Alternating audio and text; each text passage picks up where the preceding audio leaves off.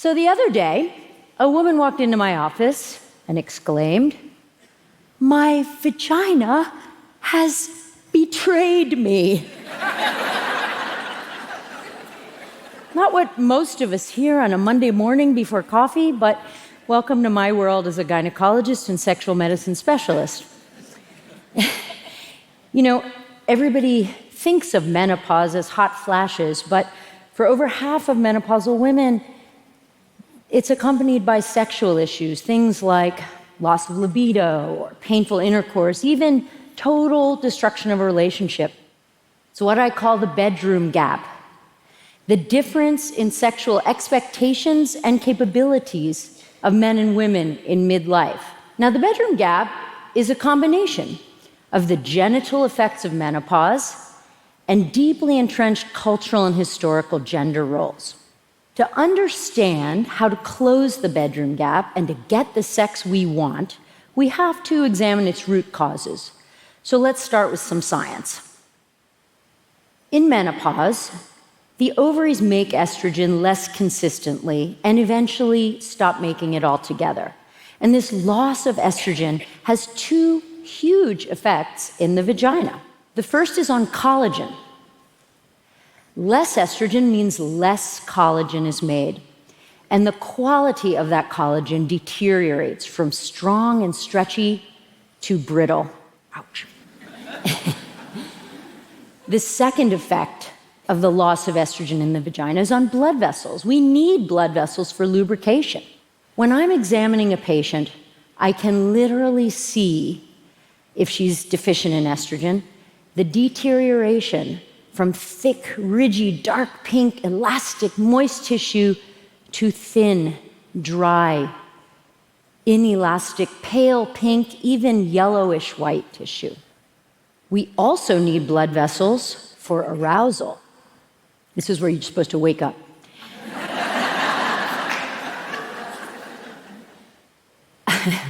Now I'm excited. When we're aroused, fluid moves from the blood vessels through the vaginal wall to make lubrication. Without blood vessels, you're not going to get wet no matter how turned on you are. So where does this leave you? Well, you feel dried up, you can't get wet, your vagina seems to be on fire, and your partner perceives your discomfort, then you feel bad, then your partner feels guilty, and then you feel as if you have wrecked the whole moment. I will never forget a patient said to me once, "Dr. Sophocles, when my partner and I have sex, we sing this Johnny Cash song." Oh, you know it? Ring of Fire. We sing it, I sing it, because I have to sing and laugh, or else I would cry and it would spoil the moment for him. For him. So, while women are living in this ring of fire mercy sex world, on the other side of the mattress,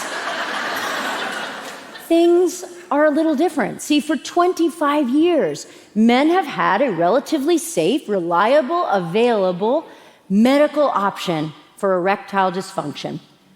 What was first invented to firm up a floppy penis has now become a global phenomenon to optimize male sexual performance.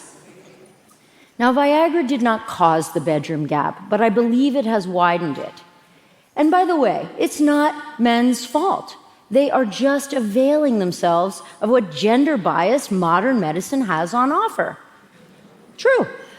But while middle-aged men are benefiting from a rock-hard, medically enhanced erection, their female partners are literally left hung out to dry.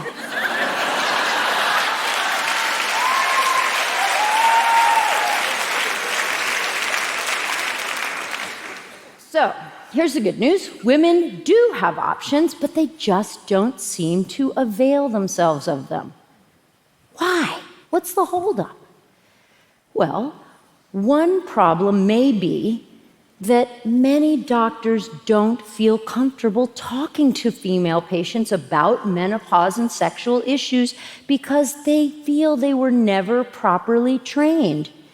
And I think this is true. Our medical system is woefully outdated. In fact, one study showed that 2/3 of medical training programs in the US have just one lecture on menopause. One.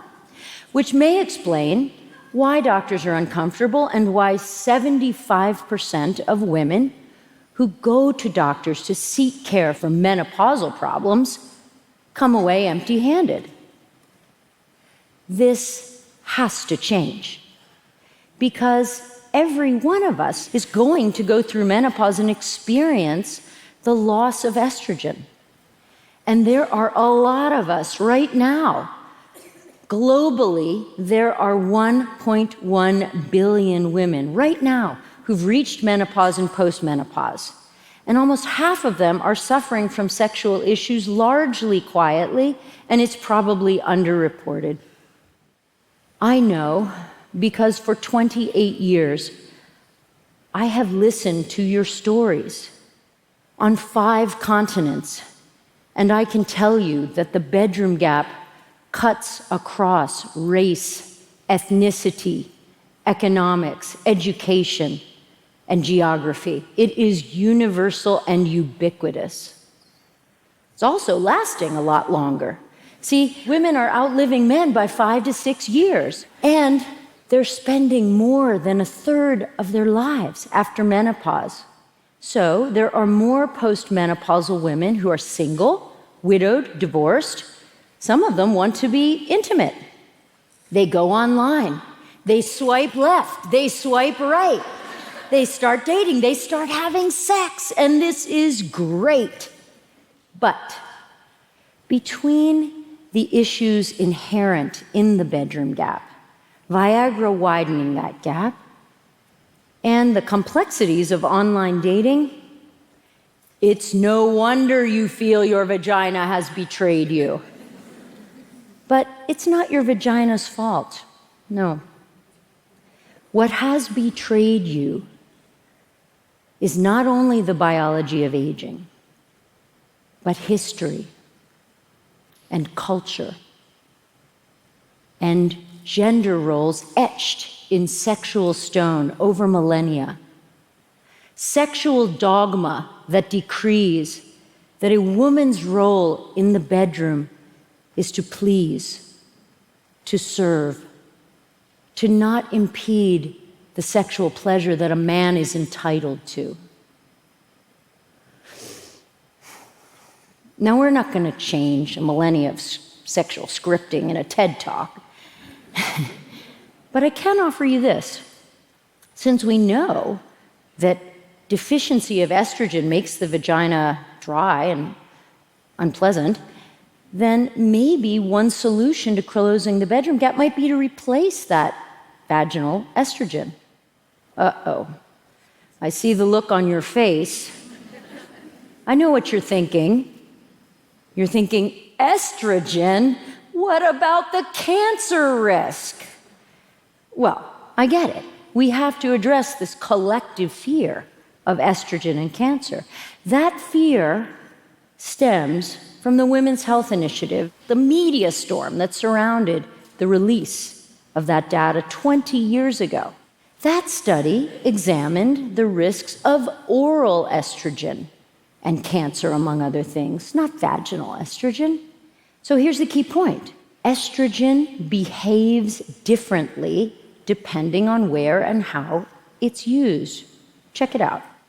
Vaginal estrogen works genitally, locally, and has positive effects.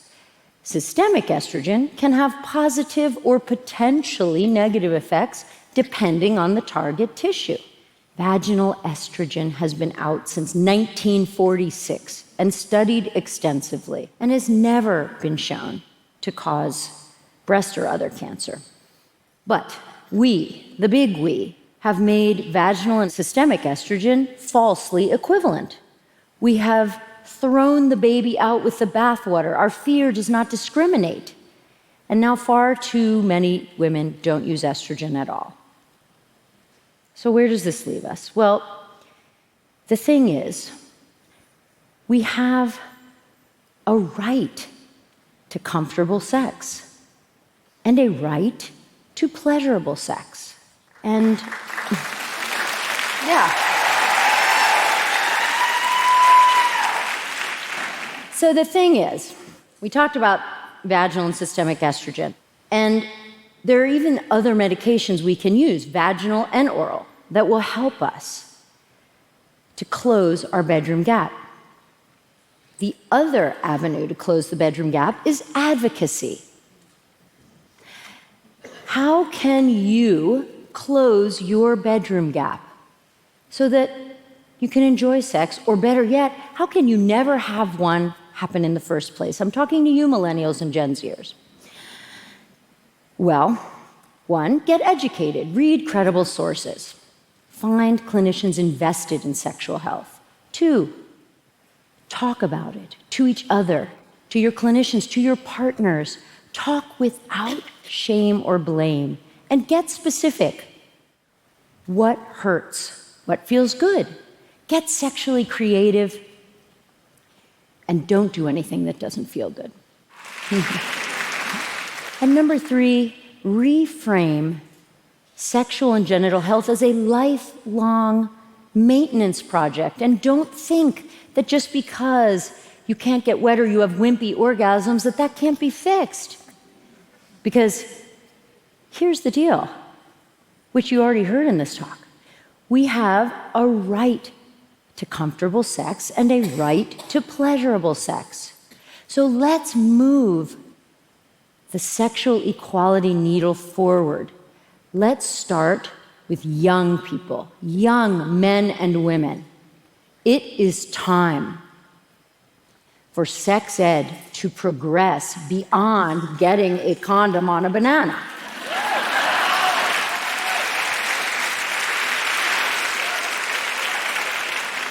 It is time for sex ed to prioritize equal sexual pleasure for men and women, so they learn it right from the beginning when they're starting to have sex. And it is time to revamp medical education to keep up with the demographic explosion of menopausal women, so that doctors have the tools and the information they need to provide to women so they don't leave empty-handed. And it is far past time for the concept of sexual pleasure to be gender neutral. Because it's never too early to start, it's never too late to improve equal sexual pleasure for men and women.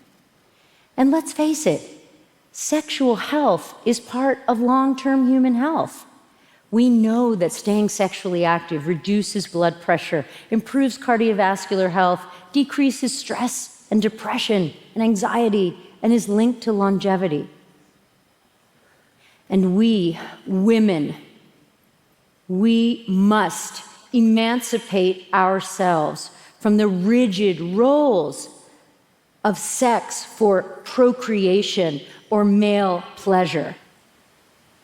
My big hope is that in closing the bedroom gap, we take one small sexual step